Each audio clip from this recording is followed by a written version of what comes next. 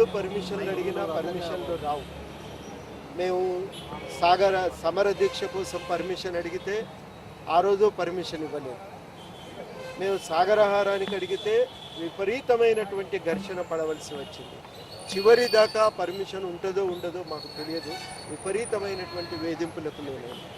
ఇవాళ మీరు చూస్తున్నారు, ఆర్టీసీ సమ్మె కోసం మేము డిపోల దగ్గరికి వెళ్తే మమ్మల్ని అరెస్ట్ చేసి విపరీతంగా కేసులు పెట్టారు. మరి ఇన్ని రకాలుగా మరి ఒక వివక్ష అనేది తెలంగాణ పట్ల కొనసాగుతూనే ఉంది. ఇవాళ మేము ముల్కీ అమరవీరుల స్మృతిలో ర్యాలీ నిర్వహించాలి 7 తారీఖు నాడని అనుకున్నాం. అది శాంతి ర్యాలీ, శాంతి సౌహృద్భావాన్ని పెంపొందించే ఆలోచనతో మేము ఒక ర్యాలీ నిర్వహించ తలపెట్టినామని మేము పోలీసు వారిని అనుమతి కూడా కోరినాం. కానీ మాకు అనుమతి ఇవ్వలేదు. అదే సమైక్యాంధ్ర పేరుతో మరి కొంతమంది రాజకీయ నాయకులు ఏర్పాటు చేసినటువంటి సభకు మాత్రం వాళ్ళ అనుమతినిచ్చిండ్రు. ఇక్కడ చాలా స్పష్టంగా ఒక వివక్ష అనేది కనబడుతున్నది. మేము ఈ విషయాన్ని డీజీపీ గారి దృష్టికి మేము తీసుకొని పోయినాం. డీజీపీ గారికి స్పష్టంగా చెప్పినాం, ఇది కేవలం ఒక ఘర్షణలను సృష్టించడానికి, తెలంగాణ ప్రజల్ని అవమానపరచడానికి జరిగినటువంటి ప్రయత్నం తప్ప వేరొకటి కాదు. దీన్ని మేము తీవ్రంగా ఖండిస్తున్నాం. మా అసంతృప్తిని మేము తెలియజేస్తున్నామని కూడా వారికి వివరించడం జరిగింది. ఇట్లాంటి ప్రయత్నం కేవలం తెలంగాణ ప్రజల ఆకాంక్షల్ని నీరుగార్చడానికి, దెబ్బగొట్టడానికి జరుగుతున్నటువంటి ప్రయత్నం తప్ప ఇది వేరొక ప్రయత్నం కాదని కూడా మేము తెలియజెప్పినాం. వారు అన్నారు, అప్పుడు మాకెందుకు ఇవ్వలేదు పర్మిషన్లు అని అంటే మరి శాంతి భద్రతల సమస్య వస్తుంది అనుకున్నాం అని చెప్పింది. మరి ఇవాళ కూడా అటువంటి ప్రమాదాలు ఉంటాయి కదా, మీరు అవన్నీ ఆలోచించకుండా ఎట్లా మీరు నిర్ణయాలు తీసుకుంటున్నారు? మేము అడిగితే ఒక రకంగా, ఇతరులు అడిగితే ఇంకొక రకంగా మమ్మల్ని ద్వితీయ శ్రేణి పౌరులుగా మనల్ని తక్కువ చేసి చూస్తూ ఒక అవమానపరిచేటువంటి విధంగా వ్యవహరిస్తున్నారు అని మేము స్పష్టంగా మన నిరసన తెలిపినాం. ఖచ్చితంగా జరుగుతున్న దానికి మీరే బాధ్యత వహించవలసి వస్తుంది. ఏ పరిణామాలు ఎటుదారి తీసినా దానికి మీదే పూర్తి బాధ్యత అవుతుంది అనే మాట కూడా మేము వారికి వివరించడం జరిగింది. డీజీపీ గారు ఏమన్నారంటే, ఖచ్చితంగా ఇచ్చినటువంటి మీరు చెప్పినట్టుగా శాంతి భద్రతల సమస్యలు మరి ఉత్పన్నమైతే మీరు బాధ్యత వహించవలసి వస్తుంది అనే మాట మేము ఖచ్చితంగా చెప్పినాం. అట్లాంటివి రావని మేము అనుకుంటున్నామని వారు అన్నారు. ఏదైనా తెలంగాణ పట్ల కొనసాగుతున్నటువంటి వివక్ష పట్ల మేము ఖచ్చితంగా వారిని అడిగినాం. మాకు ఏ విషయాలపైన కూడా ఒక స్పష్టమైన సమాధానం మాత్రం ఇవ్వలేకపోయినరు. మాకు అర్థమైనంత మేరకి ఇది ఒక రాజకీయ కుట్ర, కావాలని కొంతమంది రాజకీయ నాయకుల ఒత్తిళ్లకు లోనయ్యే ఈ రకమైనటువంటి అనుమతులు ఇచ్చిండ్రని మేము భావిస్తూ ఉన్నాం. మా విషయం వచ్చేసరికి శాంతి భద్రతల సమస్య వస్తుంది కాబట్టి సాగరహారానికి ఇవ్వలేదంటారు.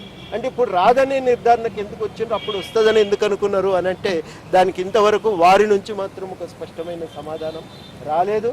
స్పష్టమైన అట్లాంటిది 24 నాడు పోనీ మేము ఇందిరా పార్క్ కాడ ధర్నా అడిగితే కూడా ఎందుకు ఇవ్వలేదని అడిగినాం, దానికి కూడా సమాధానం లేదు. ఇట్లా రకరకాలుగా వాళ్ళు ఏ ప్రశ్నలు అడిగినా, ఎన్ని రకాలుగా అడిగినా దేనికి కూడా ఒక సంతృప్తికరమైనటువంటి సమాధానం చెప్పలేకపోయినరు. మేము గమనించింది ఏంటంటే ఒక వివక్ష తప్ప వేరొకటి లేదు. అక్కడ ప్రభుత్వ యంత్రాంగం అంతా ఒకవైపు నిలబడి పనిచేస్తున్నప్పుడు ఇక్కడ మాకు న్యాయం జరుగుతుంది అనేటువంటి విశ్వాసం కూడా మాకు లేదు.